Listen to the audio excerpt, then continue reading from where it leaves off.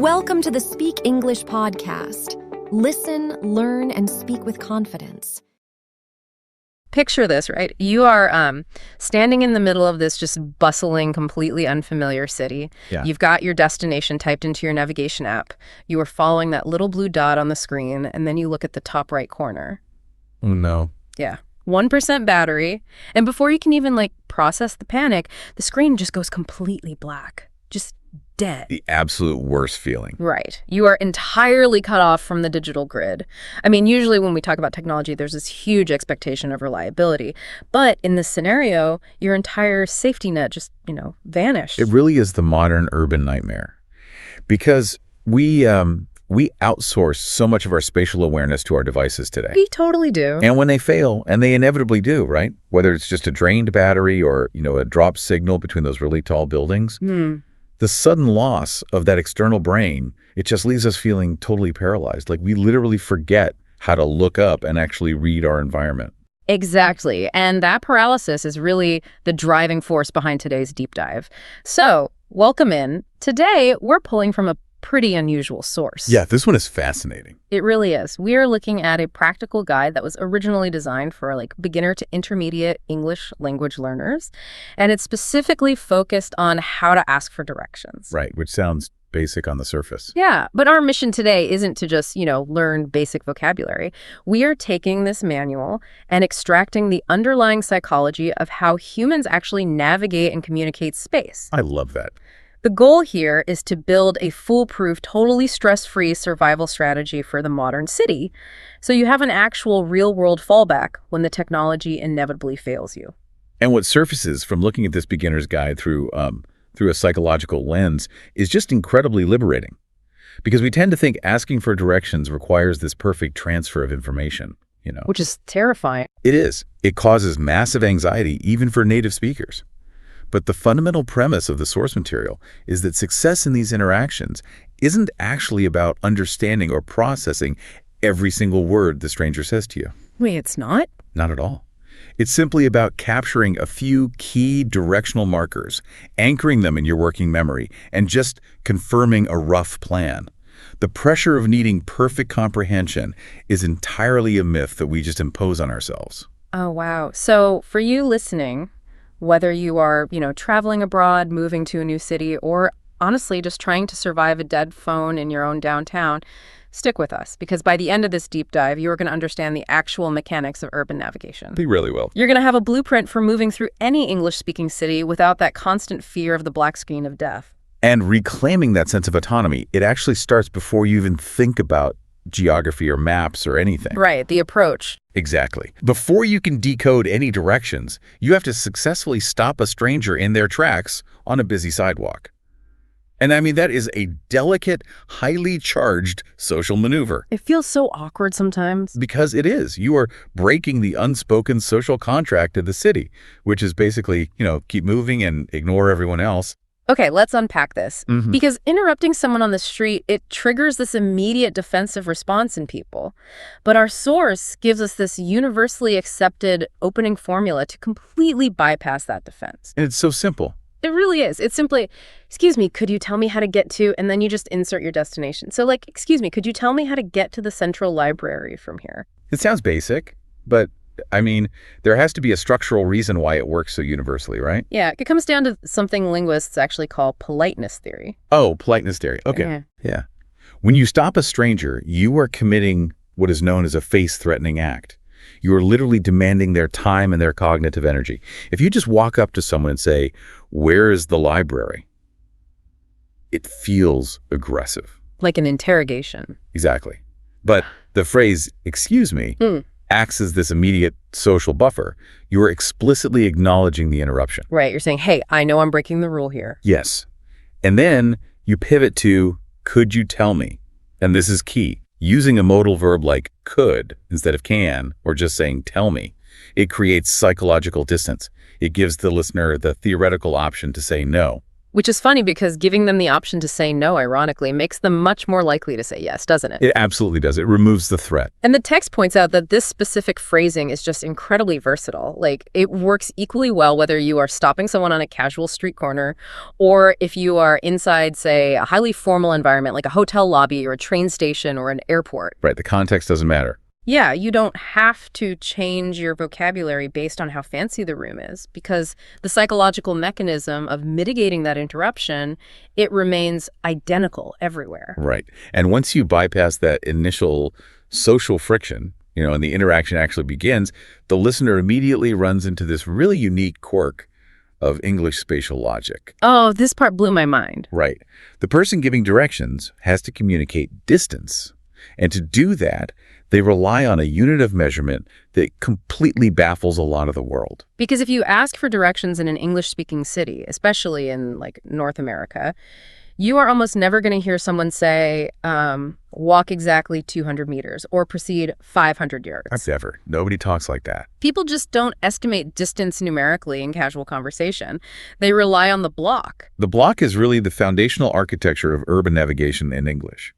The source defines a block as a section of a street bounded by neighboring cross streets. Right. And it is a product of grid-based city planning, which heavily influenced the linguistic shortcuts people use to describe movement. And for you listening, you obviously know what a block is. But what's fascinating is how unique this is to English spatial logic. Let's look at the mechanism here. Let's do it. Think of a city like a giant chessboard. Yeah. Right?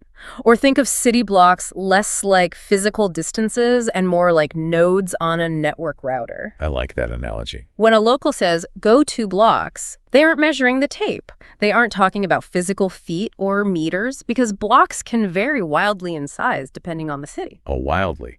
A block in Manhattan is totally different from a block in Los Angeles. Exactly. They are simply telling you to count the routers, count the intersections you pass through. It's a purely visual, purely binary unit of measurement. You either passed an intersection or you didn't. And framing it that way, it radically simplifies the cognitive load for everyone involved, for both the person giving the directions and the person receiving them. Because math is hard when you're lost.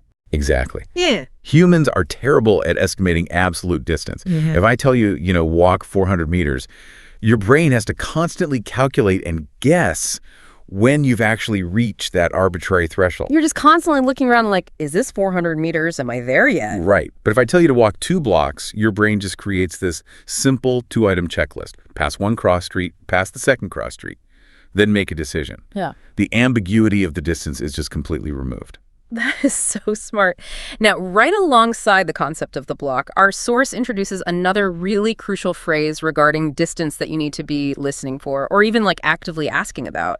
And that phrase is within walking distance. It's a classic. But wait, I have to push back on this a little bit. Okay, go for it. Because walking distance feels incredibly subjective. Like my walking distance is completely different from a marathon runner's walking distance. And it's different, again, from someone who is, carrying 3 heavy suitcases.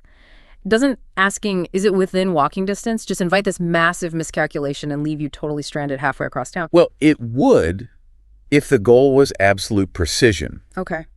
But in street-level navigation, walking distance doesn't actually function as a fitness assessment. It acts as a rapid transportation filter. A filter. Yeah. When the text defines this as a destination that is close enough to reach reasonably on foot, which is typically a 5 to 15-minute walk, it's establishing a cultural baseline. So it's not about the exact minutes on a watch. It's really a binary sorting mechanism for the person receiving the information. Precisely that. You use the phrase to instantly triage your mode of transport. Right. The stranger's reaction alone gives you the data you need. What do you mean by their reaction? Well, if they say, oh, yeah, it's just down there, you hoof it, you just walk. Right. No big deal. But if they kind of grimace and say, well, I mean, it's technically walking distance, but that but is everything. Exactly. Instantly, okay, I need to dive into the subway system or I need to stand on the curb and hail a ride. It basically takes the guesswork out of the logistical planning before you take a single physical step. That makes total sense. Okay, so we've successfully stopped a stranger politely. We understand that distance is measured in these visual cognitive nodes called blocks, and we've triaged our transport. That brings us to decoding the actual meat of the directions, the navigation itself. Yes. And this is the exact moment where the interaction often just completely falls apart. Why? Well, the local starts pointing and talking, and the person asking for directions just gets overwhelmed by the sheer volume of spatial information hitting them all at once. I have a question about how we communicate in these moments, actually, because it seems inherently flawed to me. How so? Why do native speakers always say things like, oh, go past the bank, or it's next to the coffee shop, instead of just giving the exact street name or the exact numerical address? Wouldn't street names be infinitely more accurate? Like if I'm looking for 123 Main Street, just tell me how to get to Main Street. Why involve the coffee shop at all? I get that. And from a purely data-driven perspective, yes, street names are way more accurate, but that ignores how human biology actually processes spatial environments. Biology? Yeah. We rely on allocentric navigation. Allocentric navigation. Right. It means mapping our position relative to other prominent objects in the environment. According to the source material, native speakers naturally anchor their instructions around prominent physical landmarks because reading takes immense cognitive effort compared to shape recognition. Okay, that actually makes total sense when you think about the physical act of moving through a busy city. If you are, like, walking down a super crowded sidewalk and you're trying to read a tiny, faded street sign that's 20 feet up on a pole. Or squinting at some brass numbers on a dark door. Exactly. You have to physically stop, focus your eyes, and read the text. Whereas scanning the horizon for a giant, recognizable shape, that requires a fraction of the mental energy. A prominent physical landmark like a massive blue bank or a big green park, it acts as a visual anchor. Right. It taps into the brain's hardwired ability to recognize patterns and colors almost instantly. You don't read a landmark, you perceive it. So the strategy for you listening isn't to try and absorb every single word the person says, but to train your ears to just filter out the fluff and listen strictly for those visual anchors paired with some very specific verbs. Exactly. That's the secret. And the source text highlights the exact vocabulary to hunt for here. First, it's the movement verbs, things like go straight or keep heading straight, which just basically means continue forward on your current vector. Right. Followed by the directional changes. So turn left or turn right, indicating a shift in your vector at the next node or intersection. Or cross the street. Yes, which means shifting your path from one side of the infrastructure to the other. So the stranger is going to link those movement verbs to the landmarks using spatial prepositions. These are basically the linguistic glue of the directions. Phrases like right next to, or across from, or just past the. The glue, I like that. Let me actually read the example dialogue from the source because I think it illustrates this perfectly. The stranger in the example says, you'll see a big blue bank on the corner. The coffee shop is right next to it, across from the park. Notice the cinematic mapping that's happening in that sentence. These are very visual. Yeah, they didn't say walk north for 300 meters and stop at 42 Elm Street. Yeah. They painted a highly visual picture in the listener's mind. Big blue bank. Coffee shop next to it. Park across the street. The brain takes those three objects and creates a 3D spatial relationship model. And what's great is, even if the traffic is super loud and you miss half the words in the sentence, if your brain just catches blue bank, coffee shop, and park, you know exactly what visual cues to hunt for as you walk. It's almost like setting up waypoints in a video game. That's a great way to think about it. But, and this is the hurdle everyone trips over, I think what happens when that flood of landmarks and spatial prepositions comes at you way too fast. Which it usually does. Right, because locals walking down the street are usually on autopilot. They're just trying to get to work. They rattle the stuff off at lightning speed. Yeah, and the interaction really breaks down here, not because the directions were wrong, but because the listener's working memory just gets totally overloaded. And instead of stopping the flow of information, they panic and they just pretend they understood. Here's where it gets really interesting, because the source tackles the psychology of this head on. We need to talk about the stigma of asking for repetition.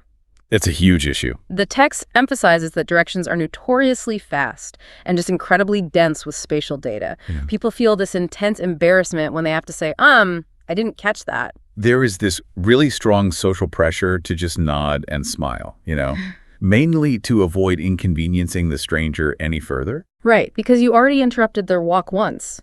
Interrupting them a second time to ask them to repeat themselves, it feels like a failure of comprehension or like a sign of really weak language skills. But the guide is explicit in completely tearing down that assumption. Because it takes immense brain power to process spatial data in real time.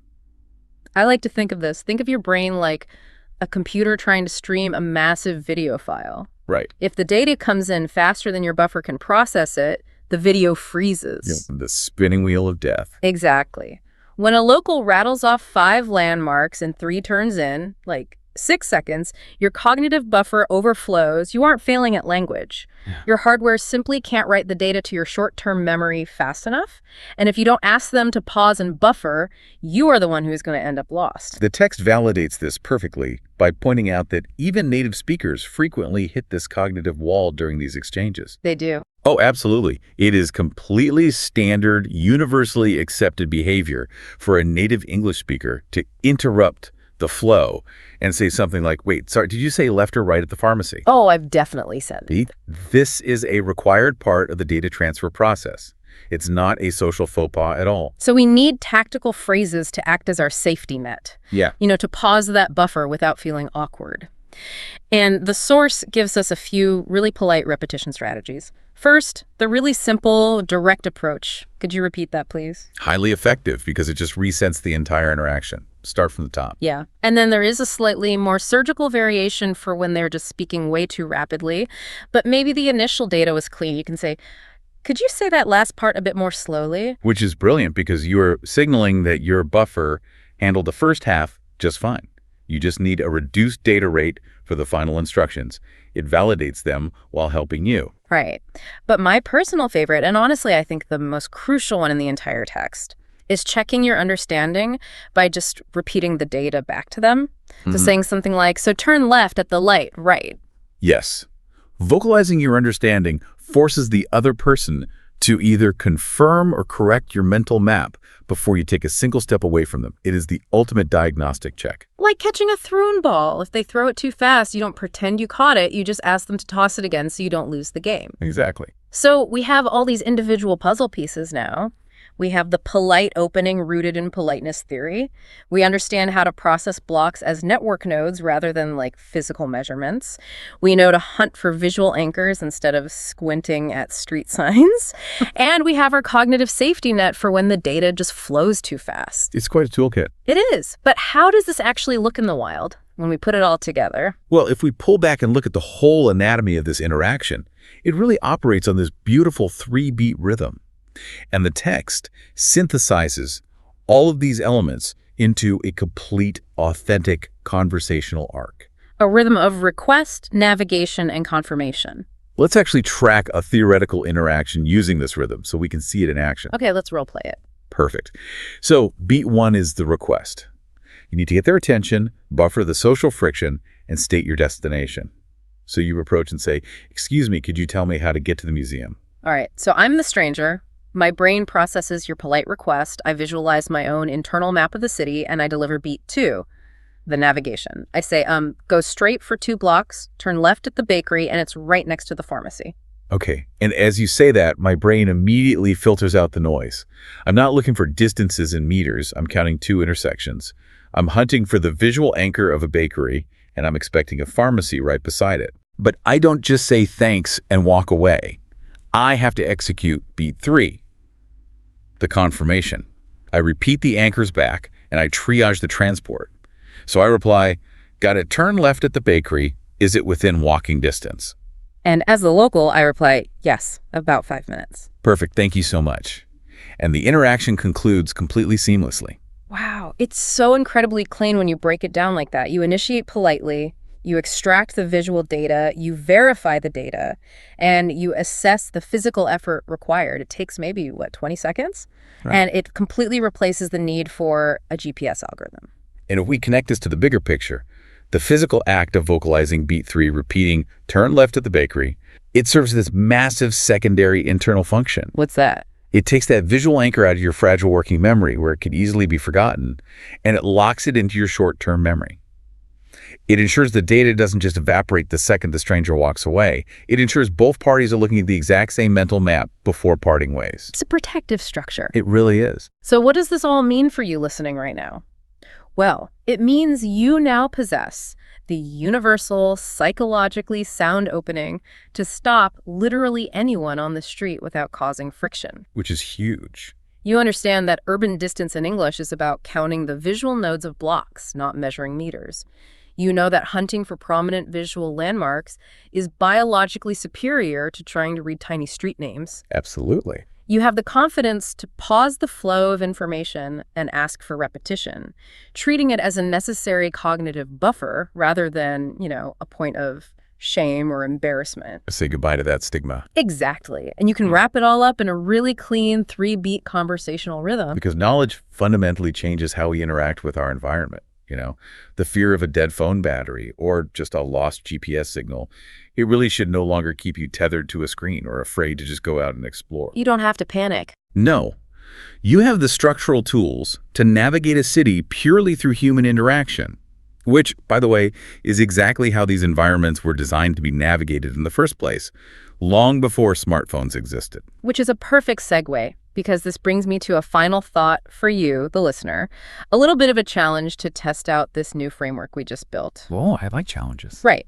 So the next time you find yourself in a new neighborhood, and even if your phone is resting at a very comfortable 100% battery. Even if the tech is working. Exactly. Even if your GPS is working absolutely perfectly and you know exactly where you were going, what if you purposefully put it away? Oh, that's brave. Just slip it in your pocket. Try using this exact 3-beat rhythm to ask a local for directions, just to see what happens. I love that idea. Just to see how relying on human landmarks and shared spatial mapping, rather than just blindly following a glowing little blue dot, changes your physical and psychological connection to the city around you. You're engaging with the community. Exactly. You might find that the analog way of navigating reveals this richer, vastly more interesting layer of the city that you've just been walking blindly past this whole time. It changes the whole experience of travel. It really does. Well, thank you so much for joining us on this deep dive. Keep exploring out there, and we'll catch you next time.